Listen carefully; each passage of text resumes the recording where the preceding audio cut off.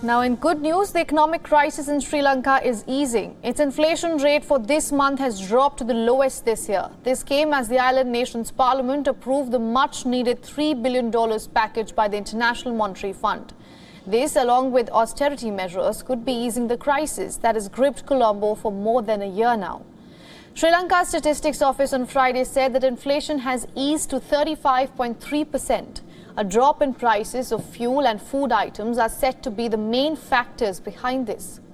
The $3 billion bailout package, which the parliament voted for, will be released in installments over a period of 4 years. Along with this bailout come austerity measures. President Ranil Wickremesinghe had already warned the nation that citizens might have to endure more hardships due to these measures. Wickremesinghe has doubled income taxes, increased electricity tariffs and removed fuel subsidies to shore up revenues for meeting the conditions set by the IMF. He has also cracked down on trade unions protesting against high taxes. The government has also warned to confiscate the properties of those staging work stoppages. Sri Lanka has for months experienced shortages of fuel and food as well as power blackouts. All this has triggered and was triggered by an unprecedented foreign exchange shortage. But slowly things appear to be coming back to normal. The Central Bank of Sri Lanka expects an economic revival next year.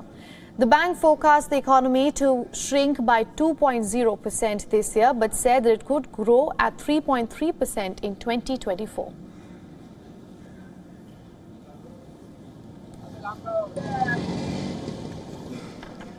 Now, for more on this, we are being joined by Dr. W.A. Vijayawardena, a former Deputy Governor of the Central Bank of Sri Lanka. Welcome to the broadcast, sir.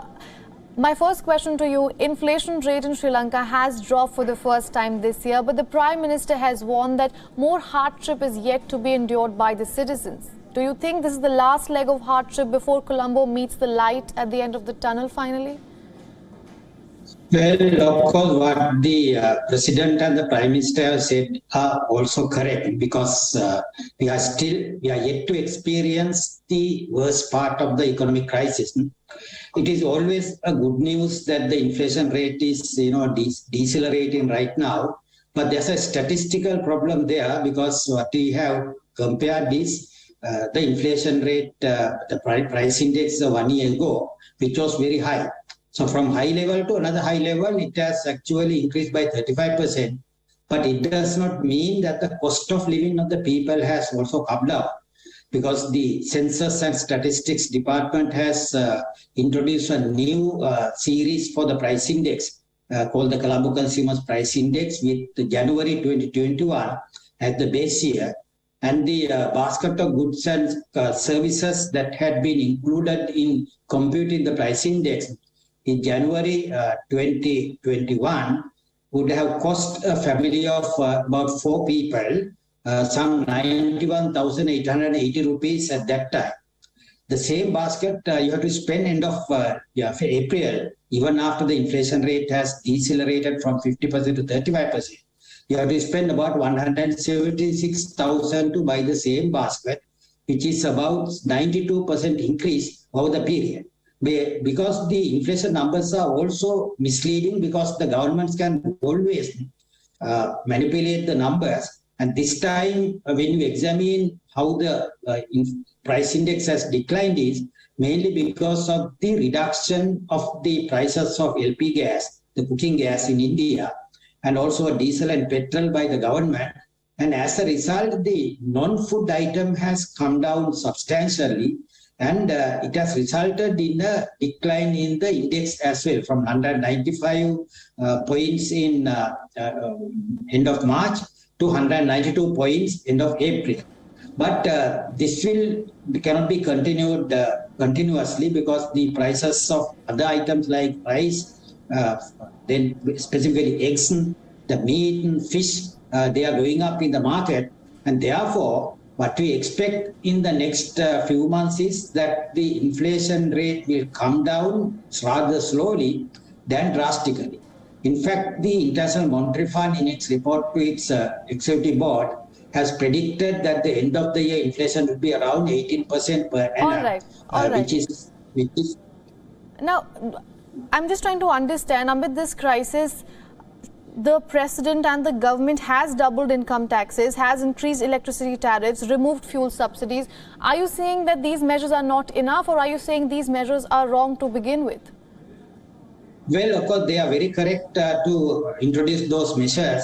But what would happen is now, according to the sources, even the electricity prices will have to go up again because by the middle of this year, we will not be able to produce any more hydroelectricity. So it will be based on thermal power. And once we use the thermal power for this purpose, again the electricity prices will have to be increased in order to make it cost reflective as agreed by the government with the International Monetary Fund. So therefore, those price increases will continue to take place in the economy. So is with the prices of petrol and diesel. When the international prices go up again, Sri Lanka will have to increase them, because all these sectors now we have introduced a price formula where the cost would be reflected in the market prices. Okay. So that can move this way or that way, and most probably it might cause the prices to increase further, which would mean the inflation rate will not fall as fast as it has fallen in April. Absolutely. Now, as we are yet to see if this at all is a path to recovery for Sri Lanka or not, what can the world learn from this case of economic blunder, sir? Well, the world will have to learn a lot, because the economic crisis that had been there in Sri Lanka is a man-made crisis. There had been a lot of economic policies which were taken by the Gotabaya Rajapaksa administration, which were not in line with any type of economic policy or economic philosophy. For example, they cut the taxes and they lost income, tax income by about 4% of GDP. Then they had to print money in order to fill the gap. And also they followed a new economic theory called the modern monetary theory, claiming that an increase in money supply will not cause the prices to go up or the exchange rate to depreciate. Then at the same time, they want to convert Sri Lanka's agriculture to organic farming overnight. Now, all these policy measures had been taken by the Gotabaya Rajapaksa administration without proper analysis.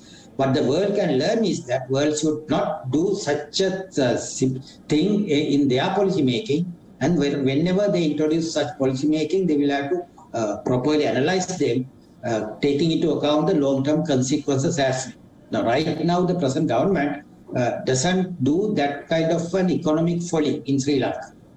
All right. Now, as you call it, the man-made crisis, the people seem to be paying the price for it. But thank you so much for joining us, Dr. Vijayawardena, on this broadcast and getting us all those insights. All the best.